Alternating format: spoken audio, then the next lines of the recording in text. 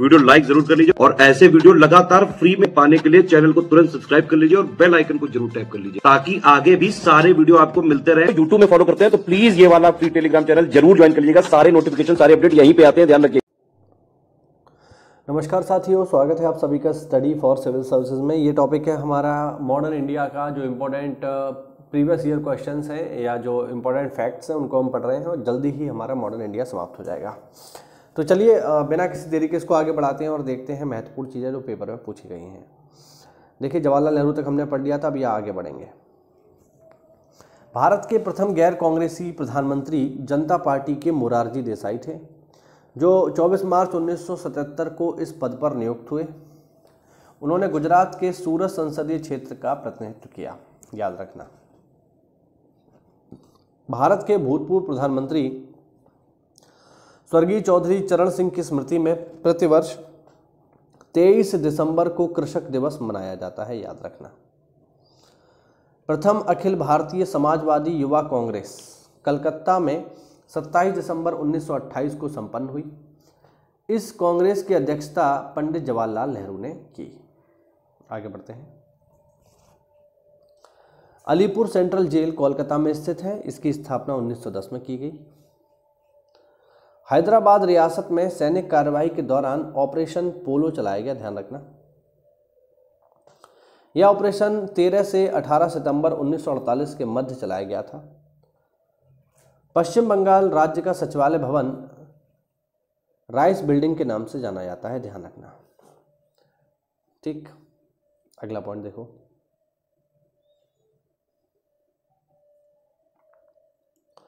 भारत की स्वतंत्रता के समय क्लीमेंट एटली ब्रिटेन के प्रधानमंत्री थे।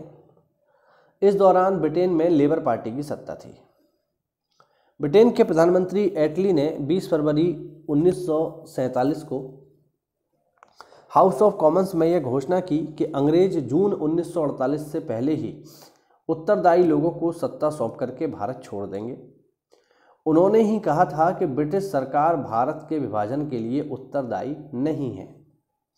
एटली वेविल के स्थान पर लॉर्ड माउंटबेटन को वायसराय नियुक्त करते हैं, जिन्होंने 24 मार्च 1947 को वायसराय का पद ग्रहण करके शीघ्र ही सत्ता हस्तांतरण की पहल शुरू कर दी।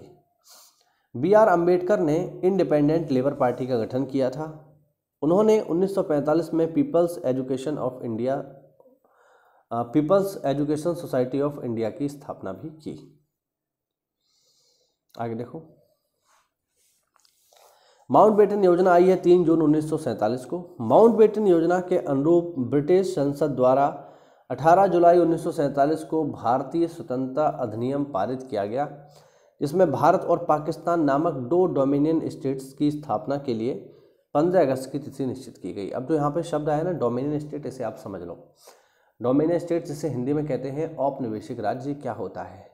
तो डोमिनियन स्टेट्स वो राज्य होते हैं साथियों जहाँ का राष्ट्राध्यक्ष कोई विदेशी होता है। यानी राष्ट्राध्यक्ष से नीचे के पद तो सारे के सारे वहीं के लोगों के पास होते हैं, यानी प्रधानमंत्री तक, लेकिन राष्ट्राध्यक्ष के पद पे कोई विदेशी होता है। ठीक, एग्जाम्पल ले लो इसका। एग्जाम्पल है इसका ऑस्ट्रेलिया। क्या आपने कभी सुना है कि ऑस्ट्रेलिया का कोई राष्ट्रपति है? नहीं। ऑस्ट्रेलिया एक डोमिनियन स्टेट है, किसका? इंग्लैंड का। यानी अगर हम देखें तो एक तरीके से इंग्लैंड का गुलाम ही है आज भी ऑस्ट्रेलिया, क्योंकि इंग्लैंड में क्योंकि ऑस्ट्रेलिया में राष्ट्रपति नहीं होता है। पीएम तो होते हैं लेकिन राष्ट्रपति नहीं होता, क्योंकि ऑस्ट्रेलिया आज भी कहीं ना कहीं इंग्लैंड के प्रभाव में है। सेम कंडीशन इसके पड़ोसी देश न्यूजीलैंड के साथ है, वहाँ पर भी सेम है। सेम कंडीशन स्कॉटलैंड के साथ है। सेम कंडीशन आयरलैंड के साथ भी है। तो ये कहीं ना कहीं डोमिनियन स्टेट्स हैं किसके? इंग्लैंड के। यहाँ पर राष्ट्रपति नहीं होता है। आप यहाँ पर कभी भी राष्ट्रपति का पद नहीं सुनेंगे। हाँ, पीएम होते हैं और वो स्वतंत्र एक तरीके से, लेकिन हाँ कहने भर के लिए ही सही, ये देश आज भी इंग्लैंड के गुलाम है, तो ध्यान रखना। तो इसी तरीके की व्यवस्था जो है हमारे लिए की गई कि जो है हमें डोमिनियन स्टेट्स का दर्जा दे दिया गया और हमारी आज़ादी की तारीख जो रखी गई वो रखी गई 15 अगस्त। अच्छा, 15 अगस्त ही क्यों रखी गई ये भी इंपॉर्टेंट है साथियों। इसलिए रखी गई क्योंकि जो हमारे वायसराय थे लॉर्ड माउंटबेटन, ठीक है, उन्होंने 15 अगस्त 1945 को ही फाइनल जो है वर्ल्ड वॉर जब समाप्त हुआ था एशिया पैसिफिक से, तो उन्होंने इसको 15 अगस्त 1945 को ही ख़त्म किया था और वो इस डेट को यादगार बनाना चाहते थे, हिस्टोरिकल बनाना चाहते थे।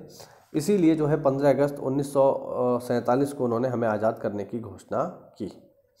लेकिन फिर पाकिस्तान 14 अगस्त को कैसे आज़ाद हुआ है, तो ये टाइम जोन के हिसाब से है, ठीक है। हमारा जो समय है वो पाकिस्तान से आधे घंटा आगे है।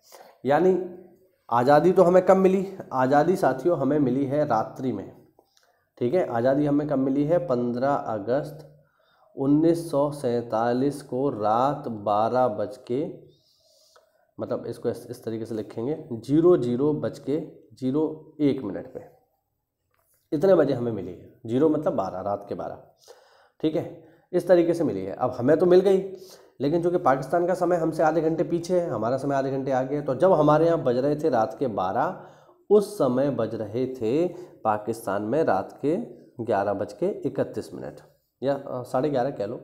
तो हमारे यहाँ तो 15 अगस्त का दिन आ गया, लेकिन क्या पाकिस्तान में 15 अगस्त का दिन होगा, नहीं होगा। वहाँ पर क्या चल रहा था, 14 अगस्त चल रहा था। इसीलिए जो है वो लोग अपना दिवस मनाते हैं, स्वतंत्रता दिवस मनाते हैं 14 अगस्त को, ठीक है। समझ में आया आपको? तो ये हुआ आज का हमारा छोटा सा वीडियो। 2-3 वीडियो ला करके ये टॉपिक हमारा पूरा फाइनली ख़त्म हो जाएगा। मिलते हैं साथियों अगली क्लास में, तब तक के लिए जय हिंद, जय भारत, वंदे मातरम।